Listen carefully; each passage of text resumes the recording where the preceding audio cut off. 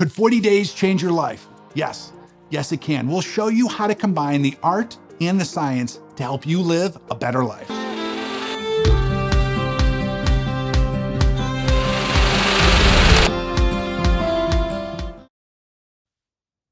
Awesome. Great. Awesome. We're going to go ahead and get rolling. We got a lot of good stuff to talk about today. I just want to start with saying Rob did not really lose 200 pounds on H40. You know, the end of that video, a little bit tongue in cheek there. Said he was over 400 pounds and he's down to 220 or something. So that's definitely not what we're going after here. But it's cool to be back in front of you guys live, because I think, so the videos that we release on Sunday, you know, they synthesize the ideas. It's like a summary of the concepts that we're talking about. We don't go super deep on those YouTube videos. That's what we keep this coaching call for, just to release those videos a few days before we go live, and then do a live call sort of explaining, you know, digging a little bit deeper into those calls. So we're in week 2 now. Eat. This is one of my absolutely favorite things to talk about.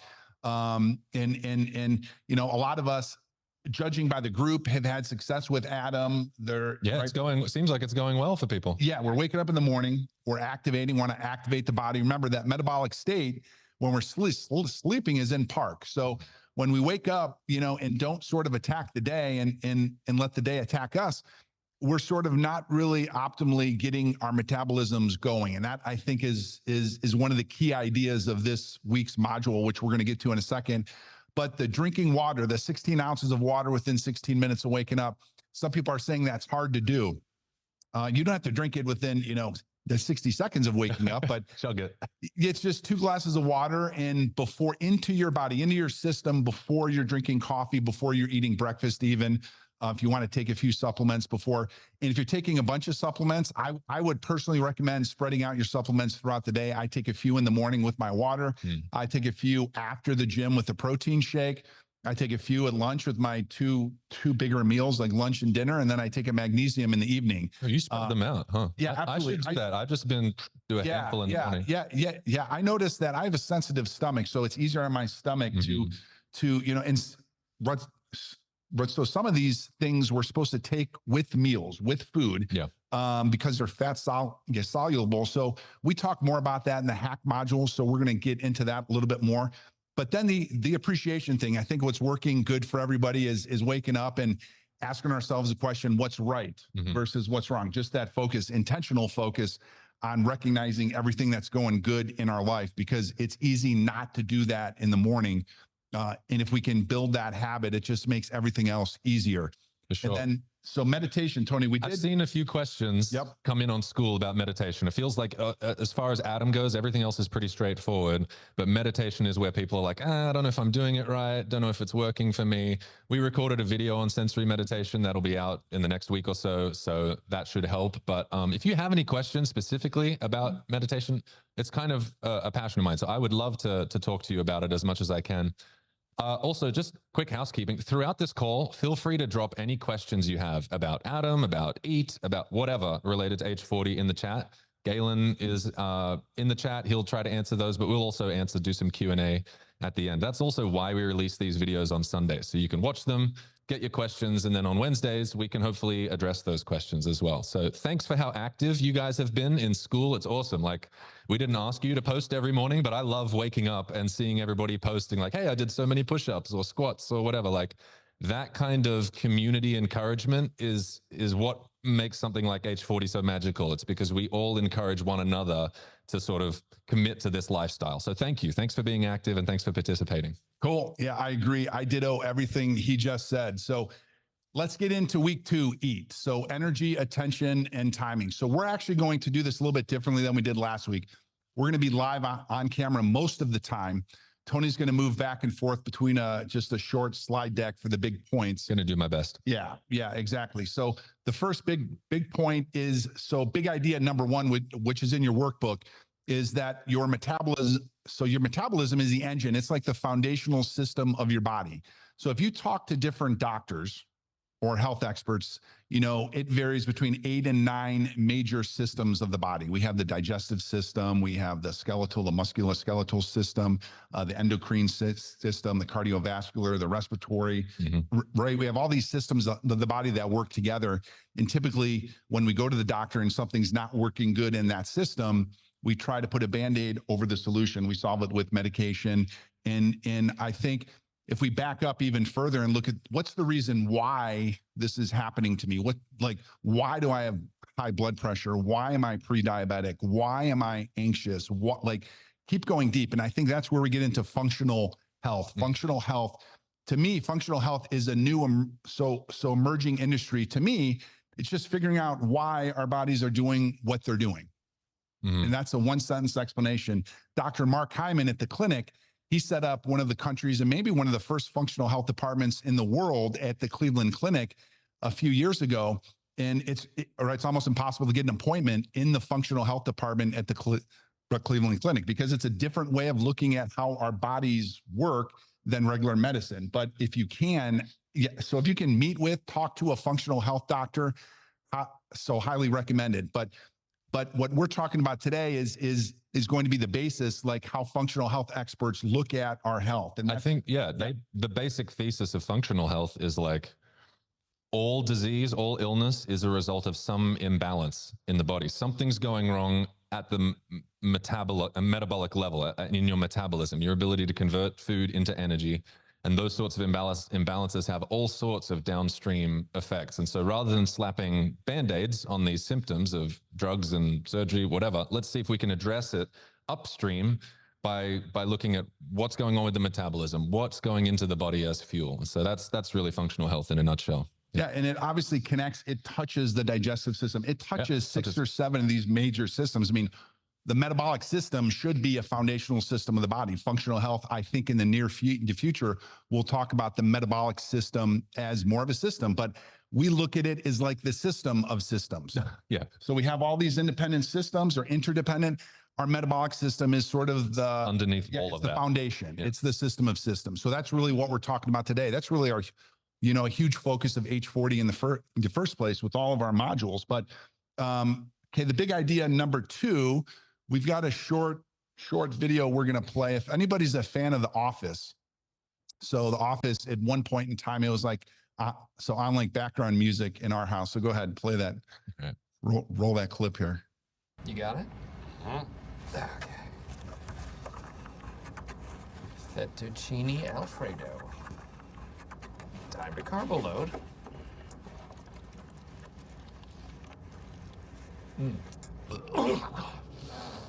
Oh, Alfredo sauce. I'm getting a stitch. Oh, God. I can't finish. I feel so weak. Is that it? That's it. So we're not going to be talking about how to carb load here today. So we're going to be talking about the opposite, how to carb fast. And I think just judging by the questions, releasing the video a few days ago, judging by the questions that people had, it is definitely not eating salads 3 meals a day. It's not, right. Yeah. It's not having a calorie deficit. It's different than fasting. Yeah. Right. Yeah, for sure. I think as a matter of fact, if we can have, let's just say our BMR, so our basal metabolic rate, how many calories our bodies are going through each day. Let's say it's 2,000 calories a day. When we exercise, we burn calories. When we build muscle, we increase our BMR. When we lose fat, when we optimize our metabolism, we're actually increasing our BMR. Mm-hmm. So if you get healthier, if your metabolism gets healthier, you're going to actually increase your BMR. And if you're eating the same amount of food, then you're naturally going to lose weight. Yeah. And right, we're not going to lose. If we look at what the human body weighs, we're not losing our organs. We're not, like when someone is overweight and needs to lose 20 or 30 pounds, they're not going to lose skin or tissue or bone, right? They're going to lose their fat or muscle. Mm-hmm. And we know we don't want to lose muscle. It's common sense. So we want to lose fat. So that's why this whole concept of carb fasting is looking at how the metabolism works, how the body metabolizes the macros, fat, protein, and carbs. If we know just a little bit, we don't need to be an expert, but if we know just a little bit about how the body works as a system, right? Anybody on here who has a kid or has ever been a kid. So that's pretty much That's everyone. So everybody on the call. You give your kids sometimes inputs, like you say, pick up your room, take out the trash, pick up the kitchen, right? The output that you get back isn't always a positive one. It's not always exactly what you hoped for. Right. But the good news is that our bodies work like the inputs. If we give them the right inputs, we can't tell our pancreas to produce insulin to help us with energy. Like we can't directly give it that input. However, our inputs by what we eat, what we consume, will have the body has this natural order of things. It has this miraculous ability to heal itself. It has this incredible ability to lose weight, Yep. right? To lose fat. And so I think, let me just take a few minutes and explain from my perspective what carb fasting is. Great. So metabolic flexibility is the ability of the body to move back and forth between the different macros. So primarily carbs and fat for fuel, for energy. We don't want, the body will, if we're in starvation mode, the body will burn through protein. It will eat muscle. If we're, let's say, a 2000 BMR, so we're supposed to eat 2000 calories a day, and we think we're going to go to 1000 calories a day, it actually could prevent you from fat burning because it's going to eat the protein because it's in starvation mode. So if you do the research, when it enters starvation mode, it actually preserves fat. So you will lose weight, you'll feel like crap, but your metabolism is not optimizing. Yeah. Right? Yep. So the right way to do it is if our BMR is 2000 calories a day, slightly below, like if you can, so if you're counting your calories, I don't do that, but if you really need to lose weight, go slightly under your BMR. Like what, 1800? Yeah, exactly. If your BMR was 2000? 1700, 10% or so. Yep. But change the macros, change the inputs. Okay. Because here's what happens when we eat carbohydrates. Very simple. The body will always want to use this as a fuel source instantly because it prefers it, right? Yeah, absolutely. Yeah. So carbs are instantly converted to glucose in the bloodstream. Okay. And then it's used for energy either immediately. Okay. That's why we can get a rush of adrenaline, a rush of energy if we eat a candy bar. It's just really accessible. Yeah. And then it crashes, which, by the way, so let me do this. I'm going to do Great. So I ate lunch about 40 minutes ago. Remember last week he slapped that thing in his arm? Scan while we're at it here. I'm going to scan my thing here. Let's take a measure. So right there. So my blood glucose is 98 after lunch. Now I took a berberine about 15 minutes before I ate. Today's a carb fasting day for me. So what did I eat today? I had a protein shake this morning. I had eggs, ham, and some vegetables at lunch. So pretty much really low carbs. There might have been trace amounts of carbs in the vegetables. But to me, that's carb fasting. Yeah. So why does this work? Let's get back to how the body, metabolizes carbs. So we eat carbs, converts it to glucose in the bloodstream. Then it stores the excess into the liver and the muscles. Okay. So it can store about 100 grams of glycogen in the liver. And then, a few hundred, 2, 3, 4, 5, even 600 grams in the major muscle groups. Okay.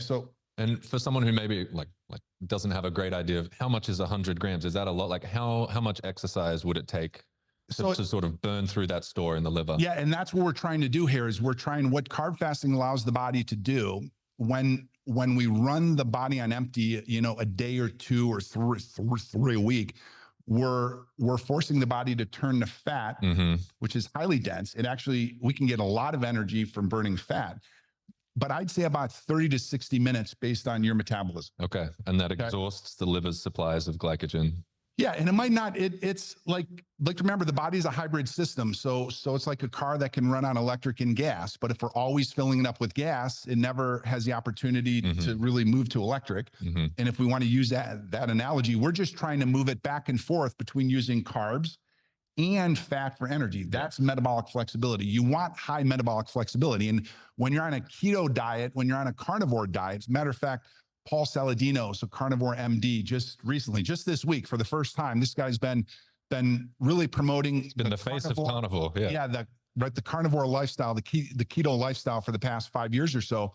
He said that he integrated carbs back into his routine in vegetables and fruits. And so he said he was noticing some significant health issues from just eating a purely meat-based over the long term diet, animal-based diet. He had to incorporate some more natural whole foods like vegetables and fruits. And so this carb fasting idea that we're talking about, if we go back to our, how our ancient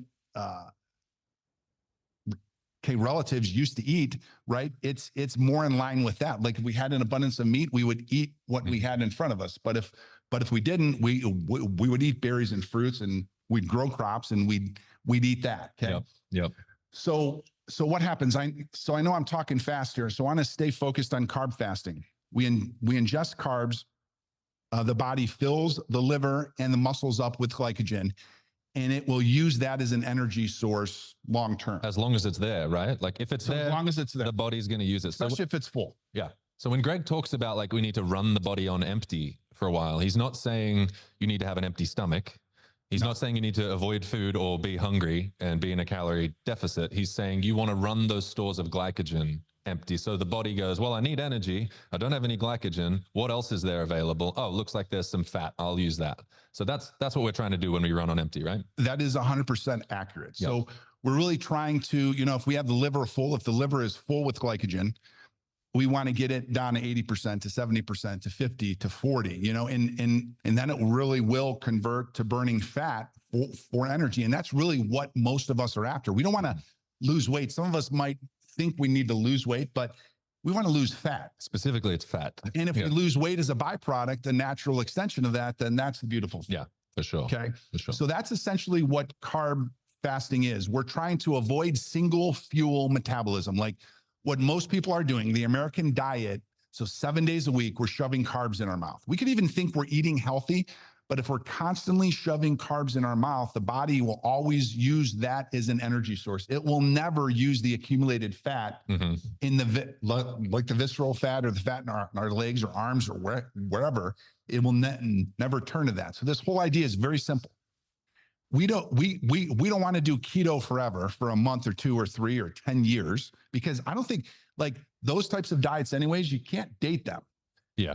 You have to commit, like you got to be. Well, you have to marry her. Yeah. Like you have to marry the keto diet. If you're going to do that, then you have to marry it. Yeah. Right. But you're becoming metabolically inflexible. We want to remain metabolically flexible for a host of health reasons, and because we want to just optimize metabolism. Okay. We want the body to be able to go back and forth. And we know we're not talking about calorie deficits, large calorie deficits, because if we do that, the body will quit burning fat. It will eat its muscle. It will eat its protein. And because it thinks it's in starvation mode. So that's why it's not healthy to go in high calorie deficit diets either. We want to make sure we're eting each day. Okay. So that I think is big idea number 2. I think, if people have questions about that, here, let's go through our notes. Let's talk about this. So the difference between aerobic and anaerobic exercise. And I'll just admit that this has been like I'm sure we'll talk about this a little bit more in the move module next week, but aerobic exercise, I have really undervalued that throughout my life. I've been like in the gym, lifting weights, wanting to get strong, right? That's kind of what I'm doing. But cardio just feels like, ugh. My eyes get watery and my mouth gets phlegmy, and I'm miserable when I'm doing cardio. So talk to me about why I need to be. So we're told to eat healthy. We're told to exercise, and we think we go to the gym and we redline it, right? We might jump on the treadmill and push our bodies to like 8,000 RPM. And is it healthier to jog 3 miles in one day, or jog 1.2 miles 3 straight days in a row? Absolutely healthier to do it consistently, to do less, but to do it more consistently, for sure, because we're changing our metabolism. When we exercise, when we do aerobic exercise consistently, we're increasing our BMR. We're forcing the body to get rid of the carb stores, right? We're forcing the glycogen in our liver, and the liver's pretty much the boss here. Like we do not need to exhaust our carb stores like in our chest or arms significantly in order to go into ketosis. Right. We don't have to do that. Now, what will happen is if we go to the gym, we do a chest exercise, we will deplete the glycogen that's stored in those muscles. We're not taking it from 100 from full to 0, but that's how you need to look at it. It's a gas tank. It's full. It's full. It reaches a full point. Okay. we need it to go below full, like 70%, 60%. And then the body starts converting. It's a process, like a gradual process. It's not like our body is either burning carbs or fat in any one point in time. It's burning both. Yeah. But predominantly it's right. In most diets, it's probably 95% carbs, 95% I believe that. glucose and glycogen. Yeah. We want to get it to 50-50, or we even want to, when we're carb fasting and eating the right amount of calories in a day, that next day, that next 24 to 36 hour period, our body will turn to fat burning. And so it might be 80%. I notice my body goes all the way to 95% fat burning mode and 5% carbs. Yeah. And I notice my ability to work out, have big weight training sessions, like have great workouts, are better when I eat carbs the day before. Really? So that's why the way I do this, I think makes sense for me. It is Monday, Wednesday, Friday, carb fasting days. And, the Sunday, like Sunday is probably the biggest calorie day in our house. And, like I try to eat healthy carbs, but if I'm cheating and eating some pizza or cheeseburger on Sunday, or Mexican food, Cinco de Mayo, which, by the way, I ran a series of tests on my blood glucose meter that we're going to release a little video over the past week. I'm getting a lot of comments from you guys, which is cool. I'm going to run many of those tests that you asked about to show you the difference in how your blood glucose is affected, before a meal, with berberine, without berberine, and then after a meal, because I think it's an amazing chemical. It's something to watch. Like you see the chart, you can visually see when Greg ate the donut because his blood sugar just shot up. So and so when that's happening, when we're getting a blood sugar spike from food primarily, right? We're filling our veins or blood with glucose. Okay, it's spiking. So the pancreas will produce insulin. Okay, and that's like if you're pre-diabetic, so it produces insulin by constantly making your pancreas produce. Like if you're constantly spiking carbs, it's constantly producing insulin. The pancreas, that's too hard on the pancreas. That's why the pancreas wears down. We become, insensitive to insulin, and we don't want that to happen, because that's when diabetes sets in. That's when the body's systems tell itself, store fat, store fat, store fat, right? Store fat. And we want to get it out of that system. Okay. Can I ask a question that I think other people may have as well? Because I've seen this come up in the group. Talk to me about on your carb fasting days, Monday, Wednesday, Friday. I think so many of us are so used to snacking on carbs or eating meals that have a bunch of carbs that the thought of going a whole day with no carbs or less than 20 grams of carbs leaves me thinking like, well, wait, what options do I have now? What do I actually eat?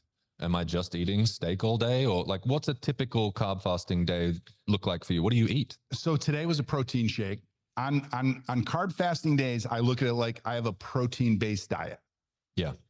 So I'm focusing, I'm not, my calories might be slightly less than my BMR. Okay. So I might be eating slight deficit, slightly less, slight deficit, but it's my macros. It's proteins and fats.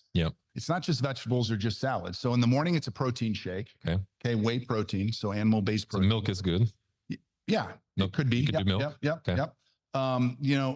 Right for lunch, it could be a salad with the protein. So if you're going to do a salad with chicken or steak or fish. Hey, real quick, I just wanted to let you guys know that if you're not opted into H40 yet, then click the link in the description. It's 40 days to better physical and mental health. For me, it's eggs, a lot of eggs, a lot of meat. So organic, like the best quality meat you can get your hands on, in a small amount of vegetables at lunch. And then in the evening, like if you're snacking in the afternoon, it could be a beef jerky. You could have a handful of cashews, right? Even though there's carbs in cashews, that's good carbs, right? That's good fats. So we're eating some nuts for satiety. We're eating a piece of beef jerky. And then for dinner, we're trying to eat dinner around 6 or 7 at least. So it could be a steak, a fish. I mean, so it actually is becoming apparent to us here that we should create a carb fasting cookbook for you guys, because seems like it. I think it's, what might be obvious to one person is not obvious to another.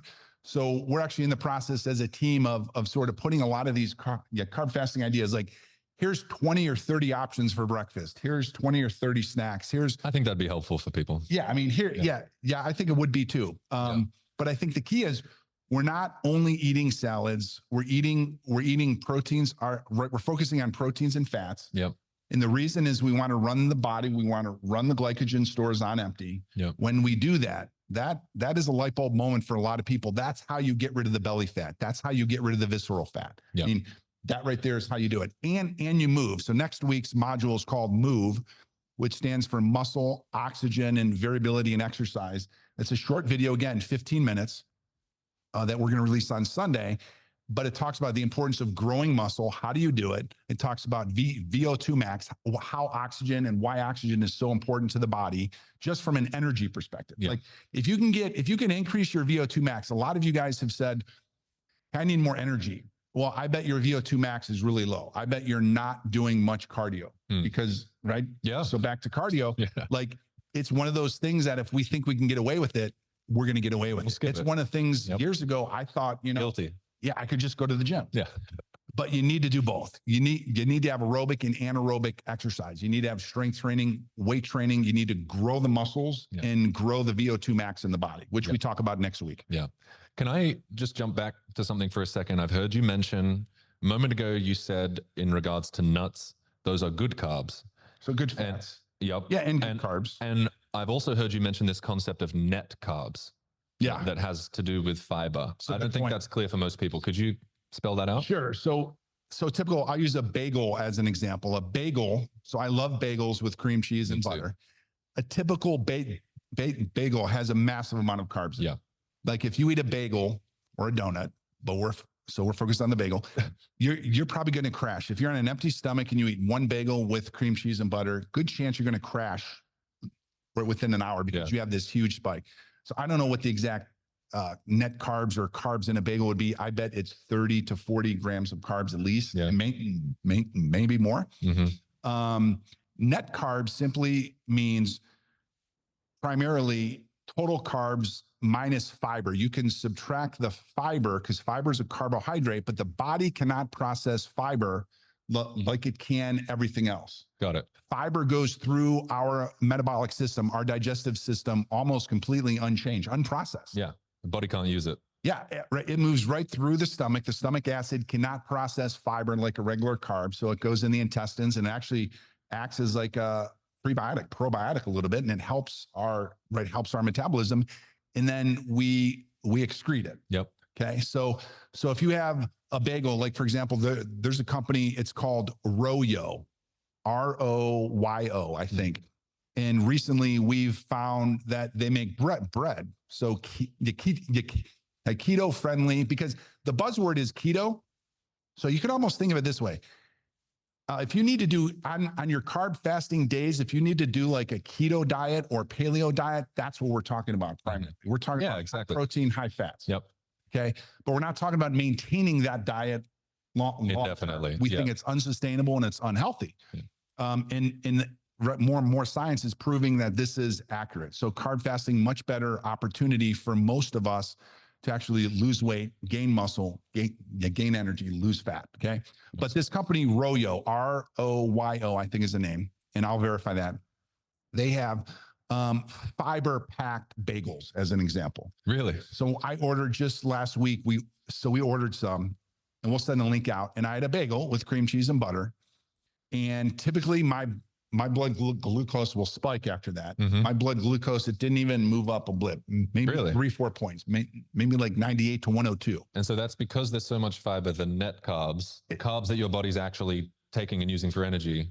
3 or 4 grams of net carbs in these bagels. Wow. Which you can actually eat that on a carb fasting day. So if you love bread, there are solutions, like natural solutions out there that you could consume, because now we're focused on net carbs. And that's what we're talking about. Carb fasting, we're talking about net carbs. Yep. We don't want those total carbs, because that's really like the body cannot convert fiber into glycogen or glucose. Yeah. Can't use it for energy. Yeah. Yep. Okay. Got it. Great. So that's what I mean. Big idea number 3. You want to hit it? Yeah, absolutely. So this is a cool concept. I used to think, when I talk to my doctor, or when you talk to very health conscious people, they're extremely disciplined, right? Extremely committed to their diet and lifestyle. And you know, right, for many of us, we can think, do I need to be committed 24 hours a day? Like to eat healthy, do I need to eat healthy 24 hours a day? Well, we look at it this way. So there's around 17 minutes a day that we have food in our mouth. It's not that much. And that's it. And that's it. So when we recorded yesterday, I've talked about the Panera 4-cheese souffle, how I eat that on recording days for me, because so it balances my brain waves and just the neural pathways. I have good speech days when you go to Panera, right? Yeah. Right. It's the right balance of Superfood. protein, fats, and carbs.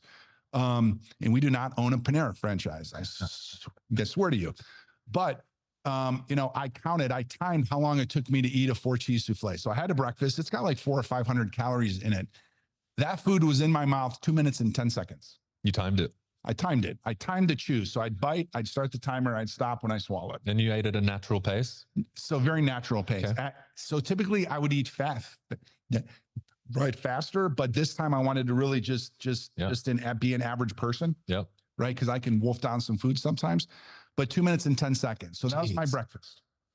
That's so not long, man. Wow. No, I mean, if you think about it, like 17 minutes a day, can you be disciplined? Can you be committed 17 minutes a day? If we quit using food as a crutch, as like self-medication, if we look at food as medicine, instead of taking medicine to help us, you know, solve our body's problems, food is medicine.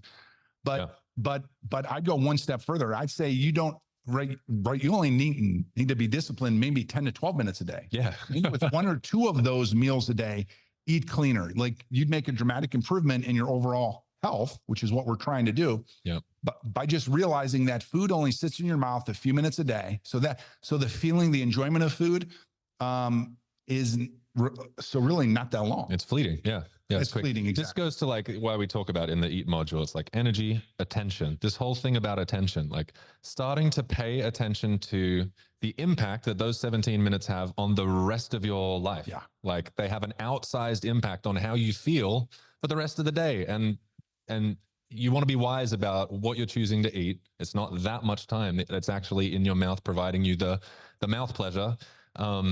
And so if you can make better choices and have sustained energy throughout your whole day, to me, that just seems worth it. It's just a matter of paying attention. It's not hours. It's not hours. It's literally minutes. I think that's again, we're trying to create these light bulb moments for you guys that just make sense, make so much sense that you can't ignore it. Yeah. Right. And that's a powerful one right there. So, yeah. So big idea number 4. Yeah.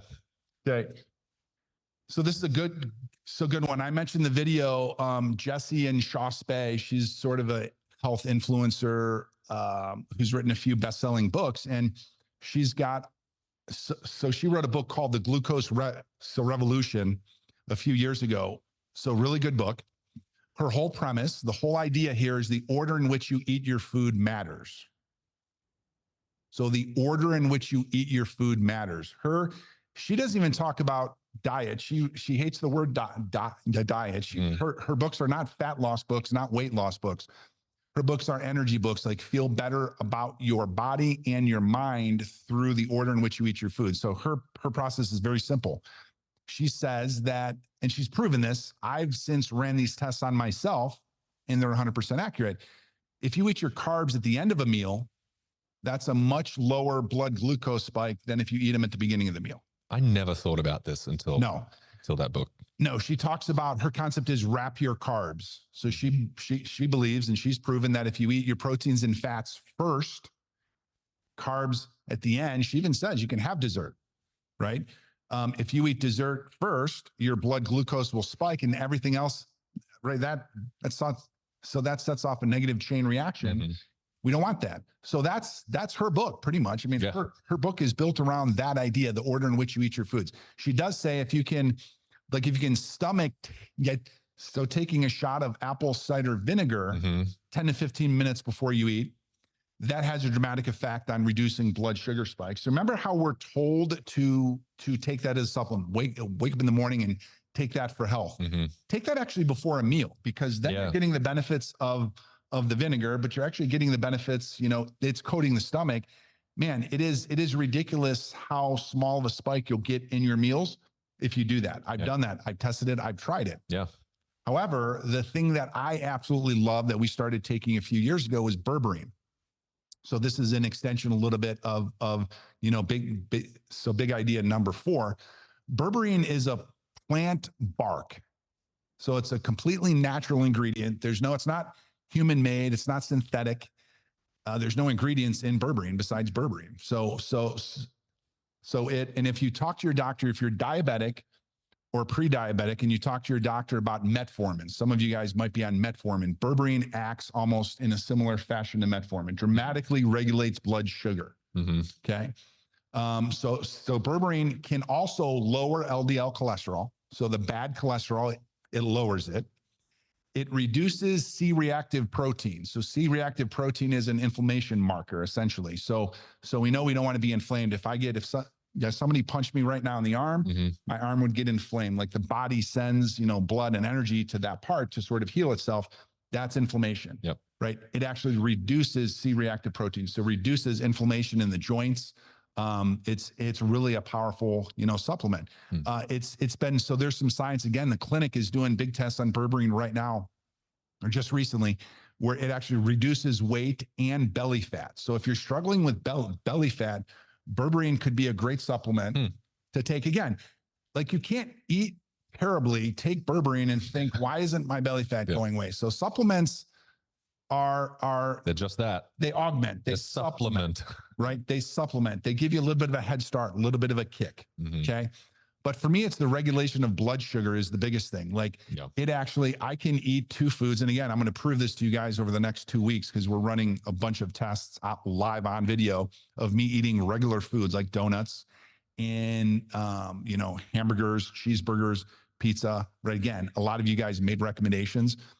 Most of the recommendations that you made are high carb things. So I'm almost certain that most of these things are going to dramatically spike my blood sugar, which then puts the pancreas in overdrive to produce insulin, makes me insulin, you know, insensitive. And so just a series of bad things are happening in the body when we're doing this. Okay. So if we can regulate our blood sugar, that's just so much better for our metabolic health. For sure. And not just metabolic health, like mental health. Think about how it feels in the afternoon when 2 o'clock hits and you're at work and you've got to produce something, but you've got brain fog because, you know, you're just coming down from a blood sugar spike. All you can think about is taking a nap. Like it has impacts not just on how your body's functioning, but how your mind is functioning, how you feel about your life. And that's what we're trying to do here, is like create lives that we love, right? So sustained energy all the way through the day is crucial for that. Yeah, Jessie talks a lot about that in her book. She talks a lot about brain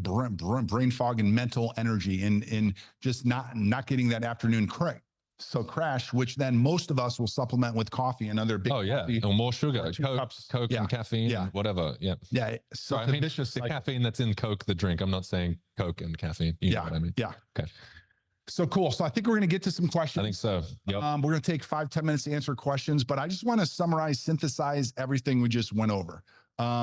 When Tony mentioned the concept of running on empty, I don't mean running on empty energy wise. I don't mean running on empty calorie deficit wise. I mean, like we want to run the glucose and glycogen through our system, get it out. We can do that by our diet, by carb fasting, right, occasionally. And to me, it's much more doable. Like I can be disciplined a day or 2 in a row. Yeah. It's hard to be disciplined for 7 straight days. And then if you are eating clean on your carb days, if you're eating good carbs, you're just you're going to put that on steroids, not literally because it's not steroid, but you get the idea. Like you're going to really accelerate the metabolic flexibility and you'll notice weight will just come off. Yeah. Right. And if you mix that in with Adam, be sure to integrate move, what we talk about next week, because there's no substitute for just getting up and moving. Like, again, the blue zones, the people who live and inhabit the blue zones, those areas of the world that people regularly live past 100, they're moving a lot. Yeah. Right. They're not going to the gym, but they're moving a lot. Yep. Like their BMR is probably like the calories that they're burning today at 80 or 90 are probably very similar to what they were burning at 40, at 30, at 20, right? Because the metabolisms never really had that opportunity to go down in gear. So many of us are stuck in first gear from a metabolic perspective. And if we have a bunch of weight to lose, we're stuck in first gear. Well, what do you not want to do when a car is in first gear? You don't just floor it and expect it to get to second, third, fourth gear automatically. Like you need to let that, like we don't want to redline it. We want to get there naturally. So you don't want to, push the body so hard the first week you're exercising that it sucks, you hate it, and you never do it again. Well, and I think I was going to say this too. The reason we've ordered these modules the way we have is like movement, which is going to be next week's focus, may be challenging for some of you. Maybe it doesn't sound appealing to some of you. Maybe you think exercise and you just think it sounds like, punishment for yourself or something. If you get the eating thing right, though, then you will have energy. You will have excess energy. And when your metabolism's functioning the way it should, when you have excess energy, you will want to use it. You will want to move. Like that's how humans are supposed to be. It's like we eat, we get energy, and then we do stuff. We move, we out in the physical world. So I think it's really important that we did this week first, and then we'll get to movement next week. Yeah. But you want to focus on cleaning up the diet first, I think, for sure. Yeah, absolutely. Diet, they say, is 80% of it. Yeah, I believe it. You can't work your way out of a bad diet. You can't go to the gym and hope that you're going to reshape your body if your diet is bad. So I want you to eat clean. We want you to attempt carb fasting again. This isn't a new concept. Carb cycling has been around for decades, for maybe 100 years. In this concept of carb fasting, we go back in time, it's been around almost forever. So we want to let our bodies do naturally what they're designed to do. Yep. All right, we got some questions. Okay, so cool. Let's hit that. So Marsha asks, so carb fasting, I saw should be less than 20 grams of carbs on those days. Would carb fasting still work if I stay below 100 on carb fasting days? If on the non-carb fasting days, you eat more than 100 grams of carbs. So still a reduction in how many carbs she would typically eat on a non-carb fasting day, but it's not down to that 20. So I don't know her specifically. So I don't know how much weight you have to lose exactly. Maybe, but probably not is the answer. So again, like if you understand the concept is so simple. We're trying to run our carb stores on empty. So if we're constantly eating carbs, or even if it's less carbs, there's a chance that we could lose weight, lose fat. But our body could just normalize that BMR too. It could just normalize those percentages of macros. Our bodies do a good job of normalizing the foods that we're eating, sort of getting used to our lifestyles, if you will. So if we're eating like 35% carbs, so let's say 40% carbs, 30% and 30% fat, and we change it just a little bit, the body won't make any wholesale changes. Our metabolism, our metabolic flexibility is not going to improve overnight by doing it just a little bit. We have to actually remove carbs from the body. Again, right? A keto diet, keto experts, keto disciples, they say under 20 grams of carbs per day. So I'd say if you can get to under 10 grams of carbs on your carb fasting days, because what's so beautiful about this is tomorrow or it's the just next a day, you're going to be able to inject carbs back into your lifestyle. So you're going to feel great. You should not feel bad or weak or lack of energy. Right. Carb fasting, you should feel incredible because you're going to make sure it's a protein-based diet. You want to make sure the proteins and fats are there and your calories are there. Yep. Awesome. Thoughts on agave and honey for sweeteners instead of regular sugar, or any other suggestions? Yeah, no, 100% honey for sure. Yeah. It's yes. Yeah. Again, I think we'll put some of these concepts in the cookbook. I think the carb fasting cookbook I mentioned a little bit ago, but I think it's becoming apparent that we need to put a carb fasting cookbook together, just like more of a framework, like diet specific, right? So recipe specific, and you can actually really enjoy food on your carb fasting days. Yeah. There's some incredible things that you can eat, which taste great. So will give you that pleasure, but will also be incredible for your body. Can you do fruit on a carb fasting day? Like if you were making a smoothie and you wanted banana or strawberries, or is that too much sugar from fruits? Strawberries, I would say. So berries would be the lowest carb fruit. So strawberries would be a good one. Don't get crazy with them. I don't know exactly how many grams of carbs in an average strawberry, but berries for the most part are the lowest carbs. So you could inject some of those. A banana is high carb. So no, I would say you cannot eat bananas on a carb fasting day. If you want to eat that the next day, then eat it the next save day. it for tomorrow. Again, but those types of questions will be in the cookbook. Yeah. Like we can actually get all the macros and, you know, all the grams and net grams. We can sort of put that all in there, each recipe. Tim asks, so you're saying that carb fasting is not completely eliminating carbs, but lowering them, or just eating good carbs? So carbs, like, no, Tim. Carb fasting is reducing our carb intake on that day to almost zero. Okay. As close to zero as we can. 20 grams or less for sure. Mm-hmm. But if we understand the concept again, we're trying, like if you just lower your carbs, like your body's not going to move into ketosis. So if your liver is like full at 100 grams roughly, and you lower it to 90 on your carb fasting days because you're just lowering your carb intake, that's not going to do much. That's not going to do anything. We have to, right? That's why Move next week is important. How can you accelerate the liver, the glycogen being stored in the liver? By moving, by exercising, by walking, by riding a bike, by swimming. Give it a reason to use the energy. By weight training, right? Aerobic, anaerobic exercise. Yep. Sweet. Couple questions about berberine. What brand do you like, and how many milligrams? Like how much are you taking? We have we have a good, I don't have the bottle here, but we have a good resource that I've subscribed to. It's a paid website, like a physician resource that you can type in any supplement and it tells you the purest brand. So it tells you, like, it analyzes like berberine as an example. So it'll take the top 30 or 40 berberines sold in the market. And a lot of supplements, because it's an unregulated industry, they have filler product in there. So they say they're protein as an example, but they're not pure protein. Yeah. Like they have filler. They throw things in there to cheapen the manufacturing, to make it less expensive, to make a higher their profit. So this website, in the supplement, in the hack module, which we talk about in 2 weeks, we go over some specific brands that we like. And if you guys have questions about specific supplements, like what we'll do is email them to hello@freedomology.com and just ask the question, what's the best brand of X? What's the best brand of Y? And we can do the research. If we're not taking it ourselves already, we can do the research again. We'll put that as a resource in the group. Beautiful. For ACV, couple questions. Someone asked about, could I take ACV as a gummy? Could I take it in a capsule? Does it have to be a shot of vinegar?